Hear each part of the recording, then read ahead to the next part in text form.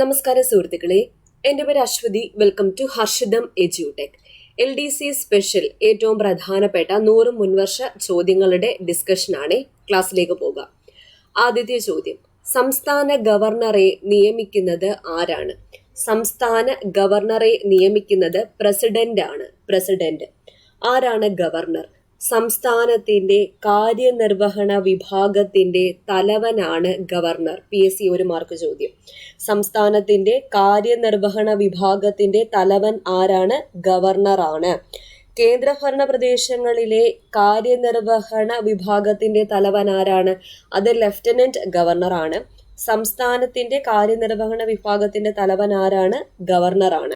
ഗവർണറെ നിയമിക്കുന്നത് പ്രസിഡന്റ് ആണ്. ഗവർണർ രാജിക്കത്ത് നൽകുന്നതും ആർക്കാണ്? രാഷ്ട്രപതിക്കാണ് ഗവർണർ രാജിക്കത്ത് നൽകുന്നത്. ഗവർണർ സത്യപ്രതിജ്ഞ ചെയ്യുന്നത് ആരുടെ മുൻപാകെയാണ്? ഹൈക്കോടതി ചീഫ് ജസ്റ്റിസിന്റെ മുൻപാകെ. ഹൈക്കോടതി ചീഫ് ജസ്റ്റിസിന് മുൻപാകെയാണ് ഗവർണർ സത്യപ്രതിജ്ഞ ചെയ്യുന്നത്. ഗവർണർ ആകാനുള്ള യോഗ്യതകൾ എന്തെല്ലാം? ഇന്ത്യൻ പൗരനായിരിക്കണം, 35 വയസ്സ് പൂർത്തിയായിരിക്കണം.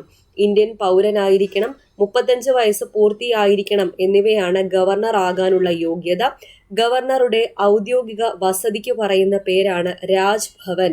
ഗവർണറുടെ ഔദ്യോഗിക വസതി ഏതാണ്? രാജ്ഭവൻ ആണ്. ഇനി പ്രധാനപ്പെട്ട ഒരു ചോദ്യം, സംസ്ഥാന ഗവർണർമാർക്ക് ഓർഡിനൻസ് പുറപ്പെടുവിക്കാൻ അധികാരം നൽകുന്ന ഭരണഘടനാ വകുപ്പ് ഏത്? അനുച്ഛേദം 213. അനുച്ഛേദം 213 പ്രകാരമാണ് സംസ്ഥാന ഗവർണർമാർ ഓർഡിനൻസ് പുറപ്പെടുവിക്കുന്നത്. സംസ്ഥാന അടിയന്തരാവസ്ഥ പ്രഖ്യാപിക്കാൻ രാഷ്ട്രപതിയോട് നിർദ്ദേശിക്കുന്നത് ആരാണ്? ഗവർണറാണ് സംസ്ഥാന അടിയന്തരാവസ്ഥ പ്രഖ്യാപിക്കാൻ രാഷ്ട്രപതിയോട് നിർദ്ദേശിക്കുന്നത്. മുഖ്യമന്ത്രിയെയും മറ്റു മന്ത്രിമാരെയും നിയമിക്കുന്നത് ആരാണ്? അതും ഗവർണർ തന്നെയാണ്. മുഖ്യമന്ത്രിയും മറ്റു മന്ത്രിമാരെയും നിയമിക്കുന്നത് ഗവർണറാണ്. ഗവർണറെ കുറിച്ച് പ്രതിപാദിക്കുന്ന ഭരണഘടനാ അനുച്ഛേദം ഏതാ? ആർട്ടിക്കിൾ 153. ആർട്ടിക്കിൾ 153. ഇനി അനുച്ഛേദം 161 എന്താണ്?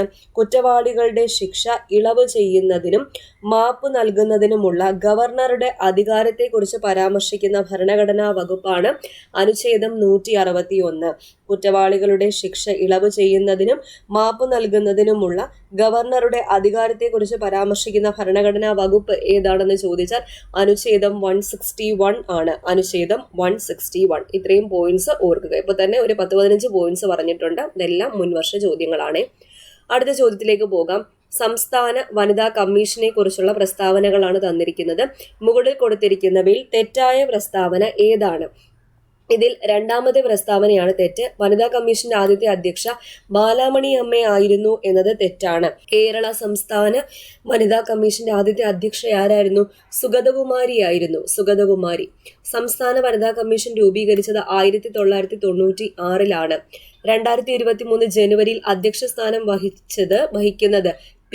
സതീദേവിയാണ്. P. സതീദേവി. ഈ 2 പോയിന്റ്സും കറക്റ്റ് ആണ്. അപ്പൊ തെറ്റായിട്ടുള്ളത് ബാലാമണി അമ്മയായിരുന്നു ആദ്യത്തെ അധ്യക്ഷ എന്നുള്ളതാണ്. അപ്പൊ കേരള വനിതാ കമ്മീഷന്റെ ആദ്യത്തെ അധ്യക്ഷ സുഗതകുമാരി. സുഗതകുമാരി. കേരള വനിതാ കമ്മീഷൻ നിയമം എഴുതി തയ്യാറാക്കിയത് ആരാണ്? KR ഗൗരിയമ്മയാണ്. 1990. കേരള വനിതാ കമ്മീഷൻ നിലവിൽ വന്നത് എന്ന്? 1996 മാർച്ച് മാസം 14. 1996 മാർച്ച് മാസം 14 കേരള വനിതാ കമ്മീഷൻ നിലവിൽ വന്നത്. ആസ്ഥാനം എവിടെയാണ്? തിരുവനന്തപുരം. തിരുവനന്തപുരത്താണ് കേരള വനിതാ കമ്മീഷന്റെ ആസ്ഥാനം. കേരള വനിതാ കമ്മീഷന്റെ പ്രസിദ്ധീകരണത്തിന്റെ പേരെന്താ?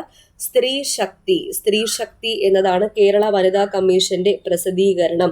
കേരള വനിതാ കമ്മീഷന്റെ അധ്യക്ഷയായത് ആദ്യത്തെ അധ്യക്ഷ ആരായിരുന്നു? സുഗതകുമാരി ആയിരുന്നു. 2 തവണ അധ്യക്ഷ സ്ഥാനം വഹിച്ച വ്യക്തിയാണ് D. ശ്രീദേവി. D. ശ്രീദേവി. ഇനി കേരള വനിതാ കമ്മീഷൻ നിയമം എഴുതി തയ്യാറാക്കിയത് KR ഗൗരിയമ്മയാണെന്ന് പറഞ്ഞു. ഈ നിയമം തയ്യാറാക്കാൻ നിയമസഹായം നൽകിയ വ്യക്തികൾ ആരൊക്കെ? ജസ്റ്റിസ് സുബ്രഹ്മണ്യം പോറ്റിയും ജസ്റ്റിസ് VR കൃഷ്ണയ്യറും ആയിരുന്നു. കേരള വനിതാ കമ്മീഷൻ നിയമം നിലവിൽ വരുമ്പോൾ രാഷ്ട്രപതി ആരായിരുന്നു? ശങ്കർ ദയാൽ ശർമ്മ.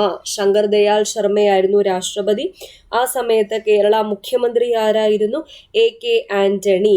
AK ആന്റണി. ഇനി കമ്മീഷൻ വാർഷിക റിപ്പോർട്ട് സമർപ്പിക്കുന്നത് ആർക്കാണ്? സംസ്ഥാന സർക്കാരിനാണ് കമ്മീഷൻ വാർഷിക റിപ്പോർട്ട് സമർപ്പിക്കുന്നത്.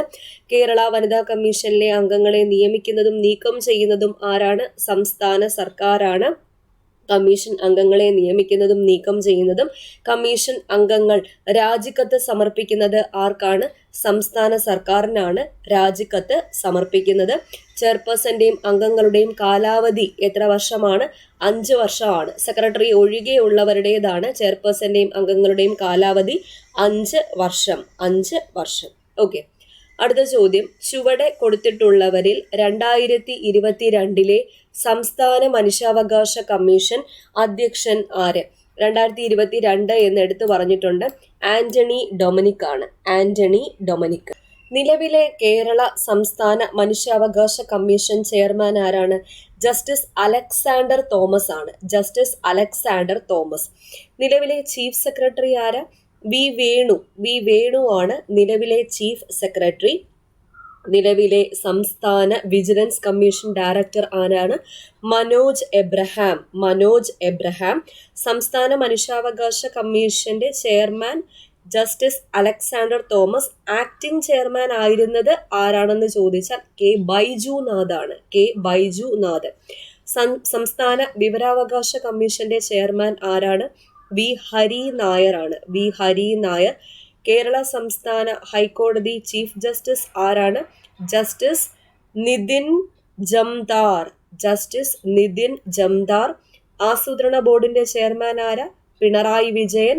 വൈസ് ചെയർമാൻ ആരാണ്? വി കെ രാമചന്ദ്രൻ ആണ് ആസൂത്രണ ബോർഡിന്റെ വൈസ് ചെയർമാൻ.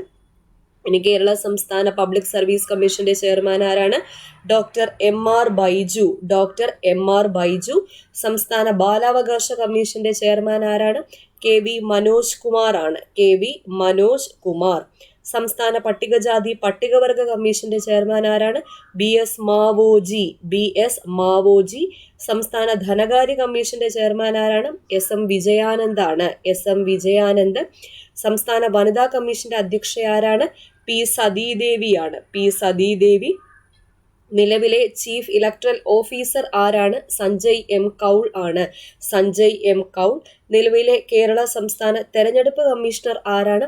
എ ഷാജഹാൻ ആണ് നിലവിലെ കേരള സംസ്ഥാന തെരഞ്ഞെടുപ്പ് കമ്മീഷണർ. കേരള സംസ്ഥാന യുവജന കമ്മീഷന്റെ അധ്യക്ഷൻ ആരാണ്? എ ഷാജർ ആണ് കേരള സംസ്ഥാന യുവജന കമ്മീഷന്റെ അധ്യക്ഷൻ. ഇനി കേരള നിയമപരിഷ്കരണ കമ്മീഷന്റെ നിലവിലെ ചെയർമാൻ ആരാണെന്ന് ചോദിച്ചാൽ കെ ടി തോമസ് ആണ് കേരള നിയമപരിഷ്കരണ കമ്മീഷന്റെ നിലവിലെ chairman. K T Thomas. Kerala ശമ്പള പരിഷ്കരണ കമ്മീഷൻ ചെയർമാൻ ആരാണ് എന്ന് ചോദിച്ചാൽ കെ മോഹൻദാസ് ആണ്. ഓക്കെ, അപ്പൊ ഇത്രയും പുതിയ നിയമനങ്ങൾ ഒന്ന് ഓർത്തിരിക്കുക. ഇനി കേരള സംസ്ഥാന മനുഷ്യാവകാശ കമ്മീഷനെ കുറിച്ചാണ് ഇവിടെ പരാമർശിച്ചത്. അപ്പോൾ കേരള സംസ്ഥാന മനുഷ്യാവകാശ കമ്മീഷൻ അല്ലെങ്കിൽ സംസ്ഥാന മനുഷ്യാവകാശ കമ്മീഷൻ ചെയർമാന്റെ യോഗ്യത എന്താണ്? ഹൈക്കോടതി ചീഫ് ജസ്റ്റിസ് അല്ലെങ്കിൽ ഹൈക്കോടതി ജഡ്ജി പദവി വഹിച്ച വ്യക്തിയായിരിക്കണം. ഹൈക്കോടതി ചീഫ് ജസ്റ്റിസ് അല്ലെങ്കിൽ ഹൈക്കോടതി ജഡ്ജി പദവി വഹിച്ച വ്യക്തിയായിരിക്കണം. സംസ്ഥാന മനുഷ്യാവകാശ കമ്മീഷനെ തിരഞ്ഞെടുക്കുന്ന കമ്മിറ്റിയിലെ അംഗങ്ങൾ ആരൊക്കെയാണ്? മുഖ്യമന്ത്രി, സംസ്ഥാന ആഭ്യന്തരമന്ത്രി, നിയമസഭാ സ്പീക്കർ, നിയമസഭാ പ്രതിപക്ഷ നേതാവ് എന്നിവരാണ്. ഇമ്പോർട്ടൻ്റ് ആണ്. മുഖ്യമന്ത്രി, സംസ്ഥാന ആഭ്യന്തരമന്ത്രി, നിയമസഭാ സ്പീക്കർ, നിയമസഭാ പ്രതിപക്ഷ നേതാവ് എന്നിവരാണ്. കേരള സംസ്ഥാന മനുഷ്യാവകാശ കമ്മീഷൻ രൂപീകരിച്ച വർഷം 1998 ഡിസംബർ മാസം 11. 1998 ഡിസംബർ മാസം 11. ആസ്ഥാനം എവിടെയാണ്? തിരുവനന്തപുരമാണ് ആസ്ഥാനം. കേരള സംസ്ഥാന മനുഷ്യാവകാശ കമ്മീഷൻ ചെയർമാനെയും അംഗങ്ങളെയും നിയമിക്കുന്നത് ആരാണ്? ഗവർണറാണ് നിയമിക്കുന്നത്. ഇവര് രാജിക്കത്ത് സമർപ്പിക്കുന്നത് ആർക്കാണ്? ഗവർണർക്കാണ് രാജിക്കത്ത് സമർപ്പിക്കുന്നത്. എന്നാൽ ഇവരെ നീക്കം ചെയ്യുന്നത് ആരാണ്? രാഷ്ട്രപതിയാണ് നീക്കം ചെയ്യുന്നത്. 3 വർഷം അല്ലെങ്കിൽ 70 വയസ്സാണ് ഇവരുടെ പ്രായം, കാലാവധി. സംസ്ഥാന മനുഷ്യാവകാശ കമ്മീഷൻ ചെയർമാന്റെയും അംഗങ്ങളുടെയും കാലാവധി 3 വർഷം അല്ലെങ്കിൽ 70 വയസ്സ്. സംസ്ഥാന മനുഷ്യാവകാശ കമ്മീഷൻ അംഗങ്ങളുടെ യോഗ്യത എന്താണ്? റിട്ടയർഡ് ഹൈക്കോടതി ജഡ്ജി അല്ലെങ്കിൽ ജില്ലാ ജഡ്ജിയായിട്ട് 7 വർഷത്തെ പരിചയം, മനുഷ്യാവകാശങ്ങളുമായി ബന്ധപ്പെട്ട പ്രായോഗിക പരിജ്ഞാനമുള്ള വ്യക്തിയായിരിക്കണം. ഇതാണ് കമ്മീഷൻ അംഗങ്ങളുടെ യോഗ്യത. ഇനി ചെയർമാന്റെ യോഗ്യതയാണ് ഹൈക്കോടതി ചീഫ് ജസ്റ്റിസ് അല്ലെങ്കിൽ ഹൈക്കോടതി ജഡ്ജി പദവി വഹിച്ച വ്യക്തിയായിരിക്കണം. ഇപ്പൊ കേരളത്തിലെ ഇപ്പോഴത്തെ മനുഷ്യാവകാശ കമ്മീഷൻ ചെയർമാൻ ആരാണ്? അലക്സാണ്ടർ തോമസ് ആണ്. അടുത്ത സയൻസ് ചോദ്യങ്ങളാണ്. നെഫ്രൈറ്റീസ് മനുഷ്യ ശരീരത്തിലെ ഏത് അവയവത്തെ ബാധിക്കുന്ന രോഗമാണ്? വൃക്കയെ ബാധിക്കുന്ന രോഗമാണ് നെഫ്രൈറ്റീസ്. നെഫ്രൈറ്റീസ്, വൃക്കയിലെ കല്ല്, യുറീമിയ എന്നിവ വൃക്കയെ ബാധിക്കുന്ന രോഗങ്ങളാണ്. മനുഷ്യ ശരീരത്തിലെ ഏറ്റവും പ്രധാനപ്പെട്ട വിസർജന അവയവമാണ് വൃക്ക. മനുഷ്യ ശരീരത്തിലെ ഏറ്റവും പ്രധാനപ്പെട്ട വിസർജന അവയവമാണ് വൃക്ക. വൃക്കയിലെ കല്ല്, യുറീമിയ, നെഫ്രൈറ്റീസ് ഒക്കെ വൃക്കയെ ബാധിക്കുന്ന രോഗമാണ്. ഇനി ഓപ്ഷൻ എ കരൾ. കരളിനെ ബാധിക്കുന്ന പ്രധാന രോഗങ്ങൾ ഏതൊക്കെയാ? ഹെപ്പറ്റൈറ്റിസ്, കരൾ വീക്കം എന്നിവയാണ്. ഹെപ്പറ്റൈറ്റിസ്, കരൾ വീക്കം എന്നിവയാണ് കരളിനെ ബാധിക്കുന്ന പ്രധാന രോഗങ്ങൾ. മസ്തിഷ്കം, നാഡീവ്യവസ്ഥയെ ബാധിക്കുന്ന പ്രധാന രോഗങ്ങൾ ഏതൊക്കെ? അൽഷിമേഴ്സ്, പാർക്കിൻസൺസ്, അപസ്മാരം. അൽഷിമേഴ്സ്, പാർക്കിൻസൺസ്, അപസ്മാരം എന്നിവ നാഡീവ്യവസ്ഥയെ ബാധിക്കുന്ന പ്രധാന രോഗങ്ങളാണ്.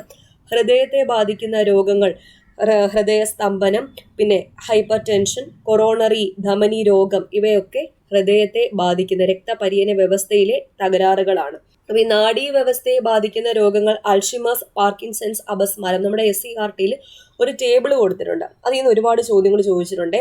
അൽഷിമേഴ്സ്, മസ്തിഷ്കത്തിലെ നാഡീകലകളിൽ അലേയമായ ഒരുതരം പ്രോട്ടീൻ അടിഞ്ഞുകൂടുന്നത് മൂലം ഉണ്ടാകുന്ന രോഗം ഏതാണ്? അൽഷിമേഴ്സ് ആണ്. മസ്തിഷ്കത്തിലെ നാഡീകലകളിൽ അലേയമായ ഒരുതരം പ്രോട്ടീൻ അടിഞ്ഞുകൂടുന്നത് മൂലം ഉണ്ടാകുന്ന രോഗം ഏതാ? അൽഷിമേഴ്സ് ആണ്. അൽഷിമേഴ്സ്. പാർക്കിൻസൺസും ചോദിച്ചിട്ടുണ്ട്. മസ്തിഷ്കത്തിലെ പ്രത്യേക ഗാംഗ്ലിയോണുകളുടെ നാശം മൂലം ഉണ്ടാകുന്ന രോഗം ഏത്? പാർക്കിൻസൺസ് ആണ്.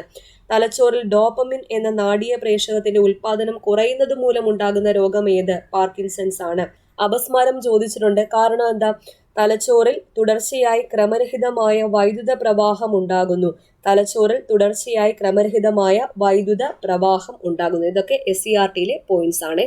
ഓക്കെ, അപ്പോൾ ഇത്രയും ക്വസ്റ്റ്യൻസ് ആണ് ഇന്ന് ഡിസ്കസ് ചെയ്തത്. എല്ലാ മുൻവർഷ ചോദ്യങ്ങളാണ് പറഞ്ഞേക്കുന്നത്. അതുപോലെ കറണ്ട് അഫയേഴ്സ്, മനുഷ്യാവകാശ കമ്മീഷൻ, അതുപോലെ ഒരുപാട് നിയമനങ്ങളുമായിട്ട് ബന്ധപ്പെട്ട കറണ്ട് അഫയേഴ്സും ഡിസ്കസ് ചെയ്തിട്ടുണ്ട്. മനസ്സിലായി എന്ന് വിചാരിക്കുന്നു. അടുത്ത ക്ലാസ്സിൽ വീണ്ടും കാണാം.